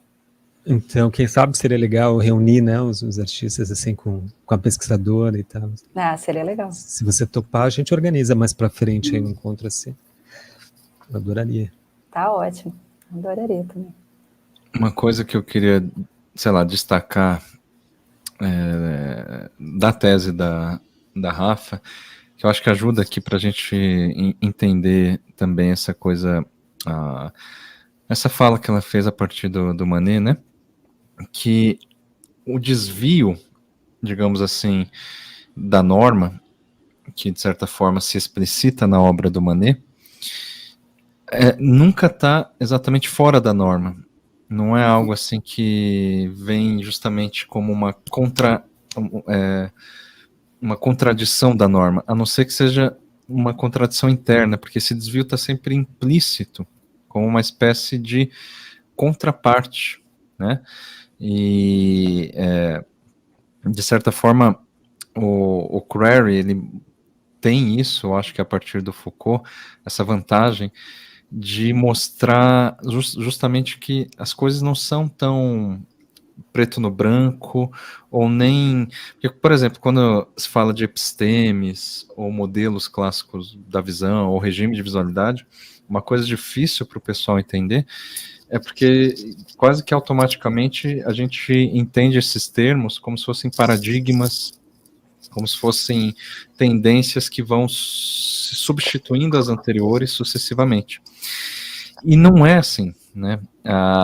Por exemplo, o modelo clássico de visão da perspectiva e tudo, é presente até hoje. Assim, quando você pensa, como é que funciona o olho? Talvez até, sabe, no ensino mais fundamental, a gente entende que o olho é basicamente um buraco que recebe luzes. Então, percebe, esse regime não ruiu, esse regime existe. Então não é exatamente uma mentalidade da época, né, um zeitgeist, assim. Coisa que eu vejo, por exemplo, um historiador como o Baxandal, Michel Baxandal, que ele usa alguns conceitos como olhar da época, ou estilos sociais, né, da arte, enquanto que quando a gente para pensar no observador, que é o que o Crary faz, a gente vê que esse sujeito, ele nunca é coerente em si mesmo, porque ele é justamente atravessado por uma série de regimes, de impulsos, de forças sociais, enfim, e daí eu acho que essa é uma abordagem que acaba fornecendo essa complexidade e densidade, justamente aquilo que era possível de observar em uma determinada época. Então, desde o início da fala, quando você mostra as pranchas ali mais antigas, e alguém pergunta, acho que foi a Cris, né, se a gente pode entender por visualidade só essas coisas que estão nas imagens, ou não, é uma coisa que estão para além das imagens, a ideia é justamente que essas imagens e as obras dos artistas e tal, funcionam como registros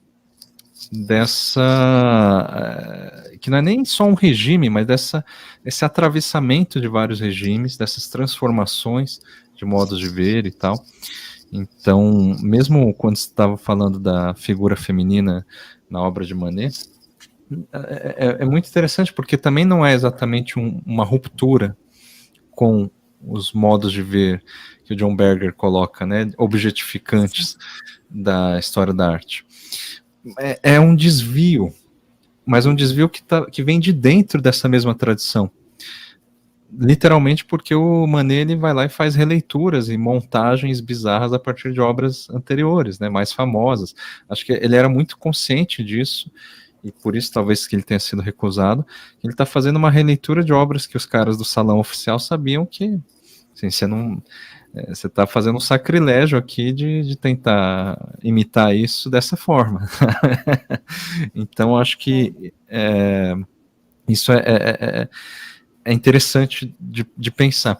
E a ideia do corpo, né, que na tese da Rafa digamos, o objeto central de estudo, eu volto a dizer aquilo que eu disse no início, que ela mostra justamente como, em termos de visualidade, e mesmo de episteme, né, filosofia, o corpo ele é inesgotável enquanto um receptáculo e mesmo um transmissor, digamos assim, um articulador de olhares, saberes, técnicas, disciplinas, e ele não tem exatamente por finalidade, digamos, reconstituir todos os os postulados ou saberes de uma época, né? Mas ele se mantém sempre aberto a um campo indefinido de relações e possibilidades. Então ele é ao mesmo tempo formado por uma espécie de regime de visualidade ou de saberes e poderes, mas nessa formação ele permanece indefinidamente móvel, assim, passível de ser desviado e ao mesmo tempo de ser coagido de novo, corrigido. É um grande jogo, né? Eu acho que essa palavra contínua é perfeita, porque é tudo ao mesmo tempo. Não é só um investimento do corpo, é também um desinvestimento do próprio corpo, né? Como se no limite não existisse um observador de fato, mas algo modelável por técnicas. Que afinal disso que ele está falando, técnicas do observador, né? Como se esse observador não existisse a priori, senão como resultado das transformações das técnicas que o fazem visualizar, digamos assim. É correto? Não sei. Ele não é uma condição natural, né, nos termos dessa última frase. Ele é um produto de uma série de forças, ou nos termos deleuzianos, que o Marcos não gosta, de linhas difusas aí, ou linhas de fuga. O que eu acho bem, assim, assertivo, que é uma outra palavra da moda da sua tese, é de ter eleito o corpo como esse lugar privilegiado para capturar justamente não só as técnicas e uma episteme, mas os limites e as contradições das técnicas e da episteme, sabe? O corpo é onde esses limites e contradições mais aparecem, justamente quando a gente para pensar nas condições de possibilidade, principalmente dos olhares que se impõem sobre o corpo. E isso é uma coisa que, assim, o tema do corpo, desde da época do Foucault, desde a década da época do Deleuze, né, desde de 68, enfim, é um tema cada vez mais presente, e que a gente tem cada vez mais teses de várias áreas, assim, das artes, da filosofia, que vão falar sobre o corpo, mas, assim, ainda assim, o que eu disse foi, assim, eu acho assertivo você ter, digamos, em meio a esse desgaste em torno desse objeto de estudo, você ter justamente encontrado ali no corpo para falar de uma coisa que está fora dele, assim, e ao mesmo tempo, enfim, o atravessa, né? Então, acho que essa é a grande contribuição da tese. Gustavo, você tem questões, comentários?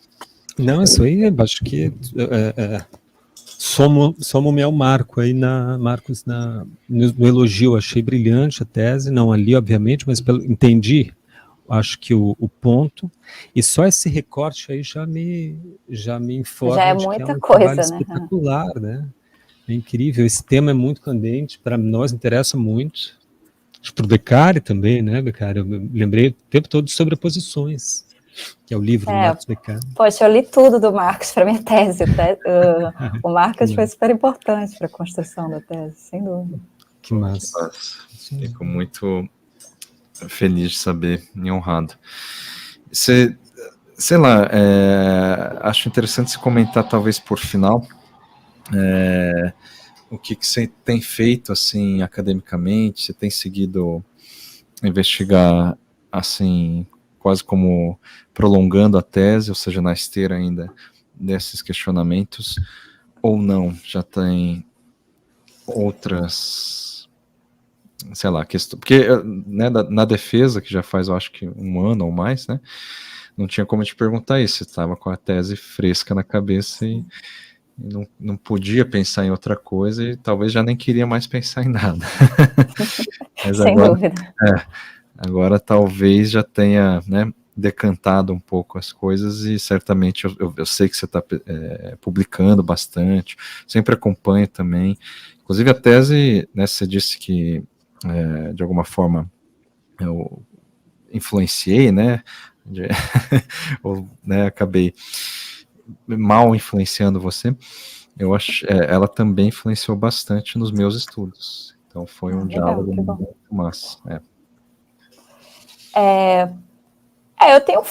Eu tenho tentado desdobrar esse assunto do corpo, né? Sobretudo, eu acho que os últimos textos que eu fiz, que eu acho que foi uma coisa que, assim, eu só passei na tese, foi essa ideia mais da Butler, assim, do gênero, tentar pensar os corpos desviantes, né, objetos, e tentar ler com mais calma, que foi uma coisa que eu não fiz, que não deu tempo de fazer para a tese no Preciado, né, até li aquele último livro recém-lançado, fiz uma resenha, enfim, eu tenho caminhado por aí, mas sempre pensando o corpo, de algum modo ou de outro, o corpo está lá, né, ele continua, digamos que, sendo o sujeito, né, o sujeito difuso dos trabalhos.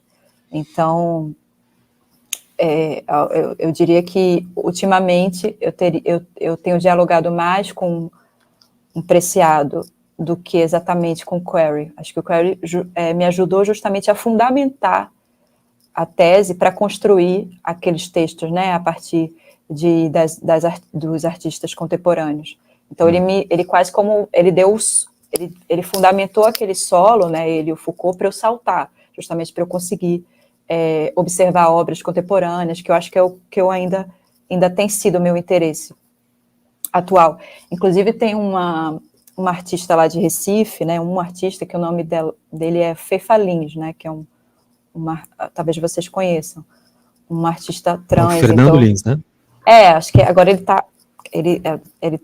ele continua com Fefa Lins. Eu não entendi ainda, eu ainda estou, até comprei ele passou pela redesignação sexual, só que eu acho que o Instagram é tão famoso do Fefa Lins que ninguém conhece como Fernando. Aí enfim, eu não sei exatamente como se apresenta, porque às vezes tem isso de manter o nome, enfim.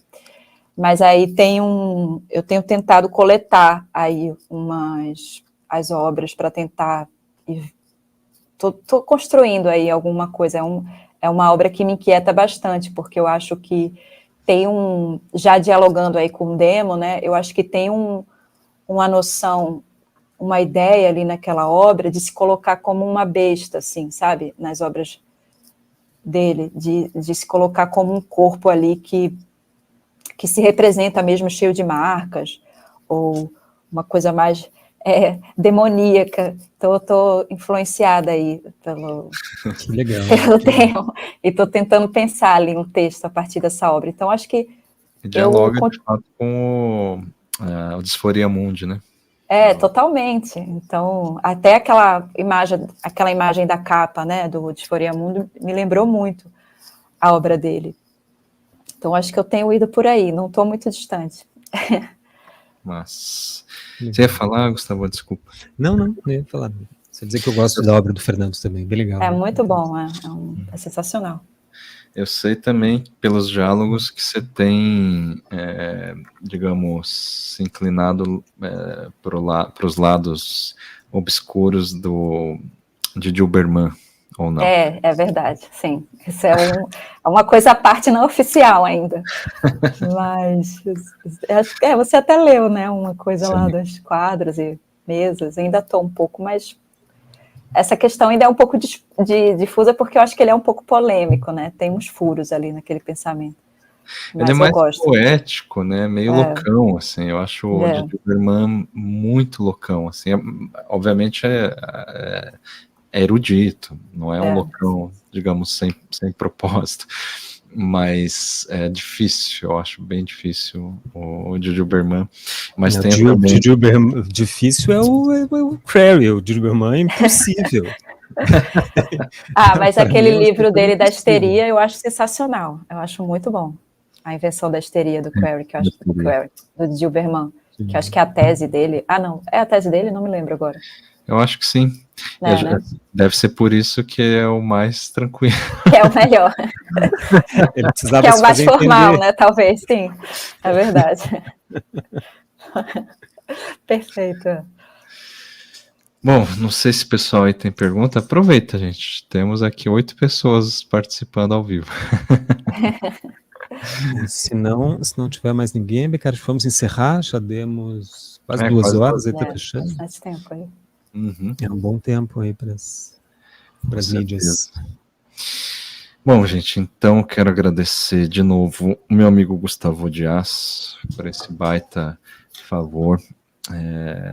Eu não sou muito, já faz anos, né, dessas coisas do podcast e tal, então eu não sei mais falar publicamente, e o Gustavo me ajuda sempre quando eu preciso com isso. Não, imagina, a gente é que agradece aqui da turma do pessoal do podcast, a gente agradece a você, Becari, e também a Rafaela Sarinho. Obrigado mesmo por compartilhar todo esse conhecimento aí com a gente da parte do podcast. Viu? Foi ótimo, Rafa. Gente, obrigada aí pela conversa, foi muito boa. Maravilha. Então, pessoal, meus alunos que estão aí ou que vão assistir depois, não se esqueçam de estudar, né?